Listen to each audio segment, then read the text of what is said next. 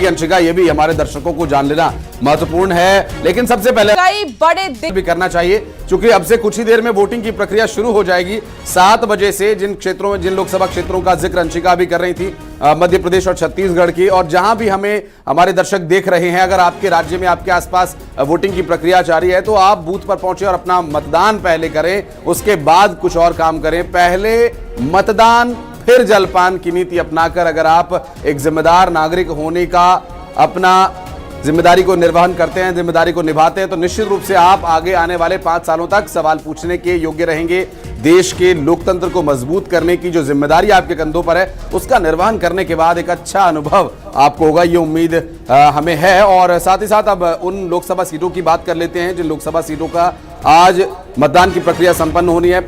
भोपाल के अलावा बैतूल लोकसभा सीट पर बीजेपी के दुर्गादास उइके और कांग्रेस के रामू टेकाम के बीच मुकाबला है, और ये अनुसूचित जनजाति के लिए आरक्षित सीट है। और इस लोकसभा क्षेत्र में आने वाली 8 विधानसभा सीटों पर यहां भारतीय जनता पार्टी के सभी जो प्रचार है वो कितना कामयाब होंगे, ये देखने का विषय होगा। कांग्रेस पार्टी पूरी टक्कर यहां पर दे रही है। रामू टेकाम यहां पर भारतीय जनता पार्टी के प्रत्याशी को टक्कर दे रहे हैं। वर्तमान में बीजेपी से दुर्गादास उइके यहाँ के सांसद हैं, सिटिंग सांसद को एक बार फिर से भारतीय जनता पार्टी ने टिकट दिया है। इसके अलावा विदिशा लोकसभा सीट अंशिका, जो कि बहुत ही महत्वपूर्ण है, शिवराज सिंह चौहान भी यहाँ से चुनावी मैदान में, और हमारे सहयोगी जो लगातार इन सीटों से जुड़ेंगे हमारे साथ, और सभी हमारे जो सहयोगी हैं भिंड, मुरैना, ग्वालियर, राजगढ़, भोपाल, विदिशा, गुना, सागर, बैतूल, बिलासपुर, दुर्ग, जांजगीर चांपा, कोरबा, रायगढ़ और रायपुर, सरगुजा से ये सभी हमारे सहयोगी हमारे साथ मौजूद रहेंगे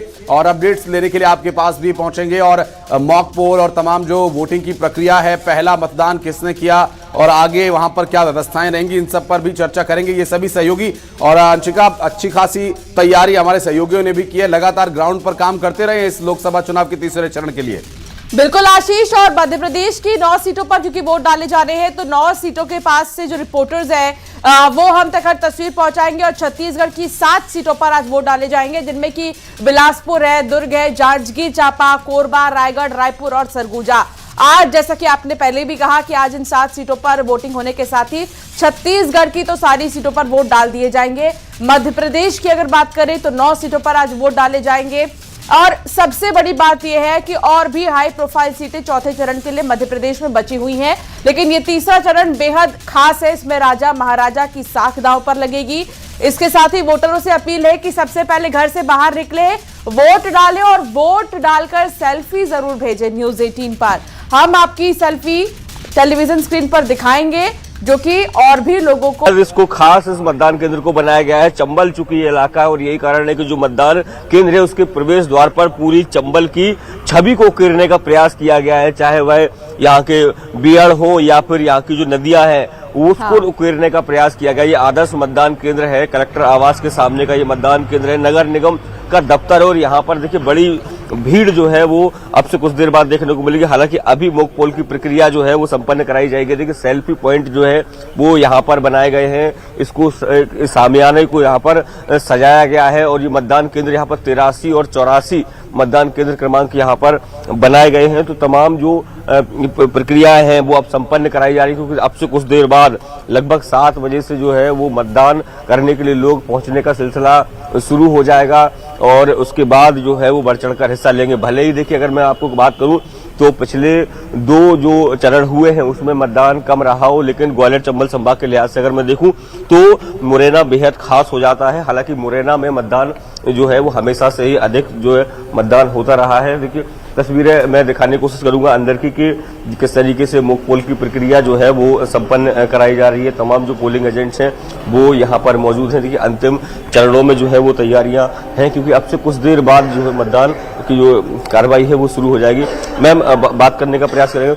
मैम, मॉक पोल की कार्रवाई की जा रही है, किस तरह से आश्वस्त किया जा रहा है कि कोई जी मॉक पोल की कार्रवाई की जा रही है? हाँ, मॉक पोल की कार्रवाई की जा रही है और सारे अभ्यर्थी के द्वारा मॉक पोल कराया गया है, पर सारी पर्चियां निकाल ली गई हैं और तो मॉक पोल की प्रक्रिया और कुछ ही देर में मतदान शुरू, धीरे धीरे वोटर्स भी पहुंचने शुरू हो जाएंगे। लेकिन यह जानना बहुत जरूरी है कि आज कहां पर वोटिंग हो रही है और वहां के बड़े चेहरे कौन से हैं, ये आपको बताएंगे मेरे सहयोगी आशीष त्रिपाठी। बिल्कुल अंशिका, और उन बड़े चेहरों का जिक्र करना भी यूं भी लाजमी हो जाता है। यहां पर अग्नि परीक्षा उनकी होनी है और इस अग्नि परीक्षा में वो कितना खरा उतरेंगे और क्या रहेगी उनके लिए चुनौती, इस तीसरे चरण में ये भी स्पष्ट हो जाएगा। ये तीसरा चरण यूं भी बहुत महत्वपूर्ण है और नंबर 3 बहुत ही बड़ा नंबर होता है। और आपको बता दें कि शिवराज सिंह चौहान विदिशा लोकसभा सीट से चुनावी मैदान में है। ये बिग फेसेस की बिग फाइट है जिसके बारे में हम अपने दर्शकों को बता रहे हैं। शिवराज सिंह चौहान प्रदेश के मुख्यमंत्री रहे हैं और अब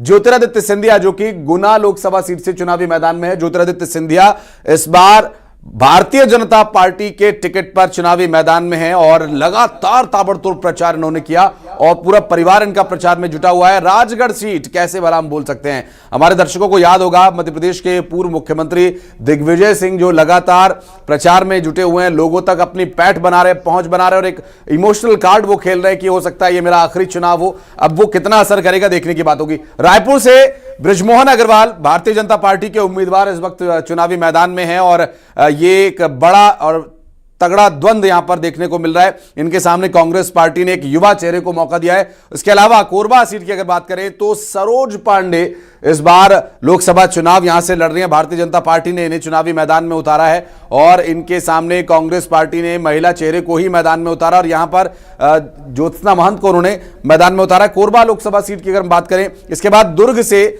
जो कि विजय बघेल चुनावी मैदान में है और इनका यहां से चुनाव लड़ना, इससे पहले कई बार भूपेश बघेल के सामने वो चुनावी मैदान में रह चुके हैं। और ये जो बड़े चेहरे अंशिका, निश्चित रूप से हमारे दर्शक इन चेहरों को पहचानते भी होंगे, नाम भी सुने होंगे और इनके बारे में बताना यूं भी खास हो जाता है कि इस बार भारतीय जनता पार्टी ने स्ट्रेटजी में बहुत बदलाव किया और जो बड़े चेहरे, अब और बड़े चेहरों की बात करें, चूंकि देश भर में चुनाव हो रहा है। गुजरात की गांधीनगर लोकसभा सीट से भारतीय जनता पार्टी के रणनीतिकार कहे जाने वाले अमित शाह चुनावी मैदान में है। इस वक्त भारतीय जनता पार्टी के बड़े स्टार प्रचारकों में शामिल है मनसुख मंडाविया, पोरबंदर से चुनावी मैदान में है और केंद्र में जिम्मेदारी इनके पास बड़ी जिम्मेदारी है स्वास्थ्य की, देश के स्वास्थ्य की। और यहां एसपी सिंह बघेल जो कि आगरा, उत्तर प्रदेश के आगरा लोकसभा सीट से चुनावी मैदान में, ये वो बड़े चेहरे जो आज देश भर की लोकसभा के चुनाव में मैदान में है। डिंपल यादव मैनपुरी से समाजवादी पार्टी के उम्मीदवार के तौर पर चुनावी मैदान में है। सुप्रिया सुले बारामती लोकसभा सीट से चुनावी मैदान में है और ये एनसीपी का विभाजन होने के बाद नए चुनाव चिन्ह के साथ चुनावी मैदान में है। तो ये वो बड़े चेहरे जो इस वक्त जिनकी साख दांव पर लगी है और निश्चित रूप से धड़कनें बढ़ी होंगी अंशिका। बिल्कुल, और सबसे बड़ी बात यह है कि कई बड़े हाई प्रोफाइल सीट है जिस पर बड़े बड़े चेहरों की आज साख दांव पर लगेगी। आज मतदाता ये तय करेंगे कि उनका नेता कौन होगा, कैसा होगा, तमाम ऐसी चीजें। और हर सीट पर मध्य प्रदेश से लेकर छत्तीसगढ़ और पूरे देश में इस वक्त कहां पर वोटर सबसे ज्यादा पार्टिसिपेट